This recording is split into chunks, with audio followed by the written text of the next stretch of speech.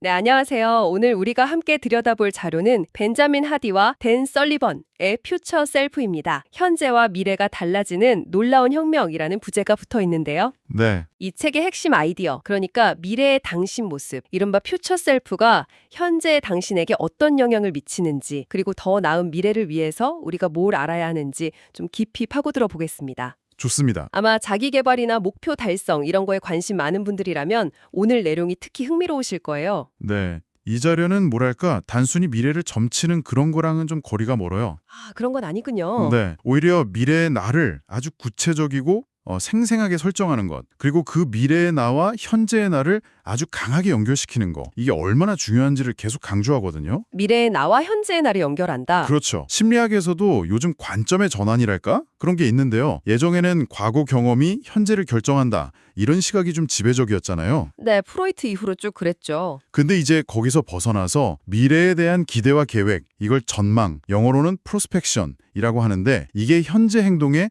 가장 중요한 동력이라는 최신 이론을 기반으로 하고 있습니다. 전망이요? 프로스펙션? 네, 그러니까 우리는 뭐 과거의 산물이라기보다는 우리가 가장 몰입하는 미래를 향해 나아가는 존재다. 이런 관점인 거죠. 와, 그 전망이라는 개념. 그러니까 미래가 현재를 이끈다는 생각 자체가 상당히 신선한데요. 그렇죠. 이 책에서 바로 그 강력한 사례로 유튜버 미스터 비스트, 본명 지미 도날드 쓴 이야기를 하더라고요. 네네. 미스터 비스트. 2015년 당시 17살이었던 그가 역사 시험 공부는 안 하고 갑자기 6개월 후, 1년 후, 5년 후, 막 10년 후에 자신에게 영상 편지를 찍기 시작했다고요. 맞습니다. 그때 구독자가 한 8천 명 정도밖에 안 됐었대요. 8천 명이요. 지금 생각하면 정말. 그렇죠. 근데 첫 영상 편지에서 나 6개월 안에 구독자 2만 명 만들겠다. 이렇게 선언을 한 거죠. 와, 대단한데요. 그리고 놀랍게도 정확히 6개월 뒤인 2016년 4월에 딱 그 목표를 달성했습니다. 진짜로요. 와. 네, 여기서 그치지 않고 계속 더 큰 미래의 자신과 대화하면서 목표를 설정하고 그걸 또 실행에 옮긴 거예요. 그 결과가 지금 뭐 수억 달러 가치의 미디어 제국을 이끄는 인물이 된 거고요. 그러니까 미스터 비스트 사례는 단순한 성공 스토리가 아니라 미래의 내가 현재를 이끈다는 그 원칙에 아주 강력한 증거네요. 정확합니다. 그는 성공한 유튜버라는 명확한 미래 정체성, 즉 퓨처 셀프를 설정했고 그 퓨처 셀프가 현재의 행동, 예를 들면 매일 영상 제작하고 구체적인 목표 세우고 하는 것들을 결정하게 만든 거죠. 스티븐 코비가 말한 정신적 창조가 실제적 창조에 선행한다는 말하고도 딱 통하는데요. 네, 정확히 일치하는 개념입니다. 마음속 그림이 먼저 있어야 현실이 따라온다는 거죠. 마음속 그림이 현실을 만든다. 미래의 나를 구체적으로 그리고 연결하는 것만으로도 현실이 바뀔 수 있다는 점이 정말 강하게 와닿습니다. 네, 책에 나온 저자 자신의 교통사고 경험이나 또 빅터 프랭클 박사 이야기처럼 미래의 관점을 빌려서 현재를 보면 힘든 상황 속에서도 감사함이나 나아갈 방향 같은 걸 찾게 된다는 부분도 인상 깊었고요. 맞아요. 미래의 관점이 현재를 재해석하게 만드는 거죠. 그렇다면 반대로 우리가 이렇게 미래의 나를 만들어가는 걸 방해하는 요인들은 뭘까요? 이걸 좀 알아야 피할 수 있을 텐데요. 여기에 대해 좀 더 자세히 들여다볼 필요가 있겠습니다. 네, 좋은 지적입니다. 이 책 일부에서 미래의 나를 위협하는 7가지 요인을 이야기하는데요. 그중에서 특히 우리가 경계해야 할 핵심적인 위협 몇 가지를 좀 살펴보겠습니다. 네, 어떤 것들이 있을까요? 첫 번째이자 가장 뿌리 깊은 위협은 바로 희망의 부재입니다. 희망이 없는 것. 네, 빅터 프랭클 박사가 아우슈비츠 강제 수용소에서의 그 끔찍한 경험을 통해 증명했듯이 미래에 대한 희망, 그리고 삶의 목적이 없으면 인간은 현재의 극심한 고통을 견뎌낼 수가 없어요. 그쵸. 의미를 찾지 못하면 버티기 힘드니까요. 맞습니다. 목적의식을 잃는 순간 현재의 삶은 사실상 의미를 상실하게 되는 거죠. 수용소에서도 미래에 대한 믿음을 포기한 사람들은 정신적으로나 육체적으로나 급격히 쇠약해졌다고 해요. 그들에게 현재는 그냥 무의미한 고통일 뿐이었으니까요. 여기서 말하는 희망이라는 게 근데 그냥 아유 잘 되겠지 뭐 이런 막연한 낙관하고는 좀 다르다는 점을 짚고 넘어가야 할 것 같아요. 네, 아주 중요한 포인트입니다. 심리학자 앤젤라 더크워스의 그릿 개념하고 연결해 볼 수 있을 것 같은데요. 장기적인 목표를 향한 열정과 끈기, 단순히 소망하는 걸 넘어서 목표를 향해 나아가려는 의지, 그러니까 윌파워, 네, 그리고 또 하나. 그 목표에 도달할 길을 실제로 찾아내고 만들어가는 웨이파워, 이 두 가지가 결합된 상태를 의미하는 거군요. 정확합니다. 희망이 높다는 건 일단 명확하고 구체적인 목표가 있고 또 그 목표를 이룰 능력이 나한테 있다 이렇게 믿는 거고요. 그리고 실제로 목표에 도달할 다양한 경로를 찾거나 만들어낼 수 있는 상태, 이걸 다 포함하는 거죠. 예를 들면요. 예를 들어 마라톤 완주, 이게 목표, 즉 희망이라면 매일 아침 꾸준히 달려야지 하는 의지, 윌파워도 필요하지만 동시에 어떻게 하면 효과적으로 훈련할까? 영양 관리는, 부상 예방은, 이런 구체적인 방법, 웨이파워를 찾고 실행하는 능력까지 있어야 한다는 거죠. 아하, 의지와 방법 둘 다. 네, 둘 중 하나만 부족해도 희망은 낮아지고 목표 달성은 어려워집니다. 희망이 높은 사람들은 설령 한 가지 방법이 막히더라도 좌절하기보다는 그럼 다른 길은 없나? 이렇게 유연하게 생각하는 경향이 있어요. 그렇군요. 의지와 방법 둘 다 필요하다. 청취자분들께서는 현재 당신의 목표를 향해 나아가는 과정에서 높은 희망 상태, 즉 의지와 방법을 모두 갖추고 가고 계신가요? 아니면 어느 한쪽이 좀 부족한 낮은 희망 상태에 머물러 계신 건 아닌지 한번 점검해 보시면 좋겠습니다. 네, 좋은 질문입니다. 희망 부족 말고 또 어떤 위협이 있을까요? 두 번째로 살펴볼 위협은요, 과거 경험을 좀 부정적으로 해석하고 그 이야기에 갇혀버리는 겁니다. 과거 경험이요. 네, 근데 중요한 건 과거에 일어난 그 사건 자체가 아니에요. 사건 자체가 아니다.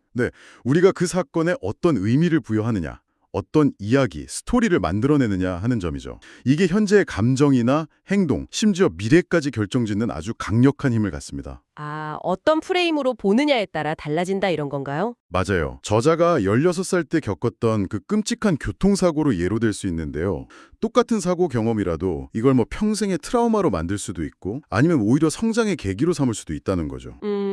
과거에 대한 부정적인 스토리에 너무 매몰되면 우리는 현재의 고통에서 벗어나려는 그런 단기적인 방어 기제에만 집중하게 되고 미래를 향한 건설적인 발걸음을 내딛기가 좀 어려워져요. 과거는 바꿀 수 없지만 과거에 대한 해석은 현재 관점에서 얼마든지 바꿀 수 있다. 이런 말씀이시네요. 네, 그렇죠. 여기서 댄 설리번의 갭과 개인 개념이 딱 떠오르는데요. 많은 사람들이 이상적인 미래 모습이랑 현재의 나를 비교하면서 부족한 부분, 즉 갭에만 집중하고 좌절하잖아요. 네, 흔히들 그렇죠. 근데 그 대신에 과거의 출발점하고 현재를 비교하면서 내가 얼마나 성장했고 뭘 얻었는지 개인의 초점을 맞추면 감사함이나 자신감을 얻을 수 있다 이런 거죠. 바로 그겁니다. 책에 나온 저자 어머니 사례가 아주 좋은 예시인데요. 끔찍한 교통사고를 겪었지만 그 경험을 통해서 얻게 된 긍정적인 변화, 즉 개인에 집중함으로써 오히려 삶의 목적을 더 확고히 하고 더 나은 사람으로 성장할 수 있었다는 거죠. 과거의 경험을 단순히 실패나 상처로만 딱 규정하지 말고요. 그걸 통해서 얻은 교훈이나 강점, 이런 자산으로 다시 해석하는 게 중요합니다. 듣고 보니까 저도 가끔 과거의 어떤 경험을 떠올릴 때 아쉬움이나 후회, 그러니까 갭에 먼저 집중했던 것 같아요.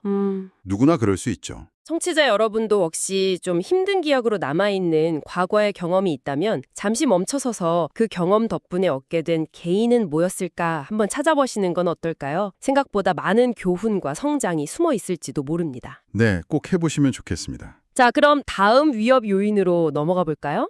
네 번째 위험 요인은요, 바로 미래의 나와 정서적으로 단절되는 것입니다. 미래의 나와 단절된다. 이게 무슨 뜻이죠? UCLA의 할 허시클드 교수가 아주 흥미로운 연구를 했는데요. 사람들이 미래의 자기 자신을 생각할 때 뇌 활동 패턴을 보니까요, 마치 전혀 다른 타인을 생각할 때랑 비슷하게 나타나더라는 거예요. 네. 미래의 내가 남처럼 느껴진다고요? 네, 그렇다는 거죠. 그러니까 우리는 종종 미래의 나를 지금의 나와는 좀 분리된 심리적으로 거리가 먼 존재로 인식한다는 겁니다. 혹시 만화 심슨 가족에서 호머 심슨이 막 파티하면서 내일 아침 힘든 건 아침의 호머지 지금의 내가 아니야 이런 거랑 비슷한 건가요? 하하, 네, 아주 적절한 비유입니다. 정확히 그런 식의 단절이죠. 그럼 이런 단절이 구체적으로 어떤 문제를 일으키나요? 이런 심리적 단절은 결국 미래의 결과를 깊이 생각하지 않게 만들어요. 그래서 현재의 즉각적인 만족이나 편리함만 추구하는 약간 근시안적인 결정을 내리게 만듭니다. 아, 당장 좋은 것만 쫓게 된다. 네. 예를 들어서 건강을 위해 운동하거나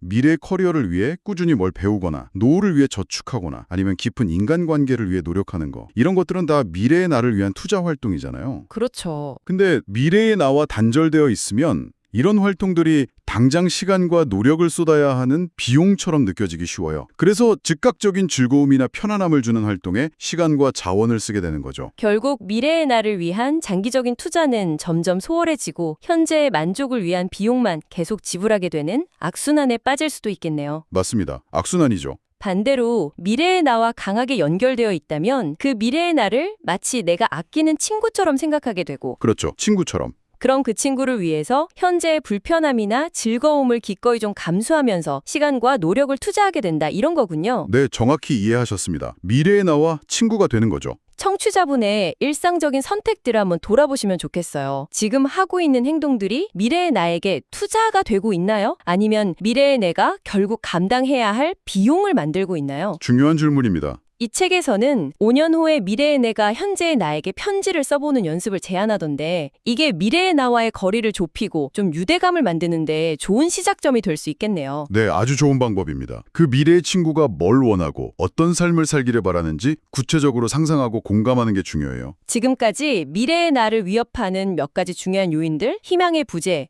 부정적인 과거 스토리, 그리고 미래와의 단절, 이걸 살펴봤습니다. 그렇다면 이 위협들을 극복하고 긍정적인 미래를 만들기 위해 우리가 알아야 할 핵심 진실은 뭘까요? 네, 이제 그 부분을 이야기해 봐야죠. 이 책의 2부에서 다루는 미래의 나에 대한 7가지 진실 중에서 가장 근본적인 내용을 통해 그 답을 한번 찾아보겠습니다. 가장 중요하고 강력한 진실은 바로 첫 번째 진실입니다. 당신의 미래가 현재를 이끈다는 것. 미래가 현재를 이끈다. 아까 말한 전망 개념이군요. 네, 맞습니다. 앞서 언급했던 심리학의 새로운 관점인 전망, 프로스펙션, 개념과 정확히 일치하는 이야기죠. 우리의 현재 행동, 태도, 심지어 감정까지 결정짓는 가장 강력한 힘은 과거의 경험이나 현재의 환경이 아니라 우리가 마음속에 그리고 있는 미래에 대한 비전과 목표라는 점입니다. 모든 행동에는 목적이 있고 그 목적은 미래에 뿌리를 두고 있다. 네, 그렇죠.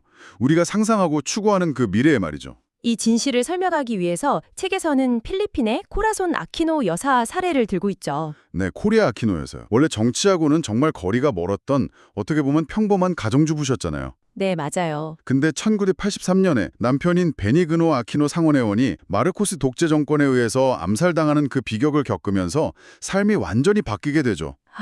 정말 큰 사건이었죠. 그렇습니다. 당시에 필리핀이 마르코스의 장기 독재 아래에서 극심한 정치 혼란, 경제적 어려움, 인권 탄압을 겪고 있었거든요. 남편의 죽음이 개인적인 비극을 넘어서 필리핀 국민들에게 민주주의 회복에 대한 열망을 확 불러일으키는 계기가 된 거예요. 네. 코라손 아키노는 남편의 유지를 이어받아서 필리핀의 민주주의를 다시 세워야 한다. 이런 강력하고 명확한 미래 비전을 품게 됩니다. 비록 정치 경험은 전혀 없었지만 네, 그런 현실적인 제약에도 불구하고 그녀는 마르코스에 맞서서 대통령 선거에 출마하기로 결심합니다. 과거의 평범한 주부였던 나가 아니라 필리핀의 민주주의를 이끌어야 할 미래의 지도자라는 새로운 정체성을 받아들인 거죠. 와, 미래의 정체성이 현재의 행동을 결정한 거네요. 네, 바로 그 미래의 비전이 그녀의 현재를 완전히 바꾸는 겁니다. 수많은 위협과 방해 공작에도 불구하고 용기를 내서 선거운동을 이끌었고요. 부정선거 논란 속에서도 결국 1986년에 피플파워 혁명이라고 불리는 평화적인 시민 봉기를 통해서 마르코스 정권을 무너뜨리고 필리핀 최초의 여성 대통령이 되었습니다. 정말 드라마틱한 이야기네요. 그녀의 사례는 과거의 모습이나 현재의 조건이 어떻든 간에 우리가 어떤 미래를 선택하고 그 미래에 전념하느냐에 따라서 현재의 행동과 삶의 궤적이 극적으로 변화될 수 있다는 거 보여주는 아주 강력한 증거입니다. 과거가 현재를 결정하는 게 아니라 미래의 비전이 현재를 이끌고 만들어간다. 와, 이거 생각의 방향을 완전히 바꾸는 아주 강력한 메시지인데요. 그렇죠. 힘 있는 메시지죠. 이건 우리 모두에게 엄청난 가능성과 주체성을 주는 것 같아요. 과거의 실패나 현재의 어려움에 얽매일 필요 없이 우리가 원하는 미래를 그리고 그 미래의 내가 되어서 행동하면 된다는 거니까요. 맞습니다. 바로 그거죠. 청취자 여러분은 지금 어떤 미래의 모습에 이끌려서 현재를 살아가고 계신가요? 그 미래의 모습이 얼마나 명확하고 강력한지에 따라서 현재의 어려움을 헤쳐나가고 원하는 미래를 향해 나아갈 힘의 크기가 달라질 겁니다. 오늘 퓨처 셀프의 핵심 내용을 쭉 살펴봤는데요. 미래는 정해진 운명이 아니라 현재 우리가 어떤 미래를 그리고 얼마나 생생하게 그 미래의 나와 연결되느냐에 따라 능동적으로 창조해 나갈 수 있다는 걸 다시 한번 확인했습니다. 네. 특히 미래에 대한 희망을 잃지 않고 또 과거의 부정적인 이야기에 갇히지 않으면서 미래의 나와 단절되지 않도록 의식적으로 노력하는 것, 이게 참 중요합니다. 그 진실을 받아들이는 것이 핵심이겠네요. 네, 오늘 여러 위협과 진실을 살펴봤는데 마지막으로 한 가지 좀 흥미로운 질문을 던지면서 마무리하고 싶습니다. 어떤 질문인가요? 이 책에서 다루는 7번째 위협 중에 마지막 7번째 위협이 뭐냐면요. 아이러니하게도 성공 자체가 실패의 기폭제가 될 수 있다는 점입니다. 성공이 실패의 기폭제가 된다고요? 네, 역사상 가장 성공적인 밴드였던 비틀즈가 전례 없는 성공을 거둔 후에 오히려 내부 갈등이나 방향성 상실 같은 문제로 결국 해체했잖아요.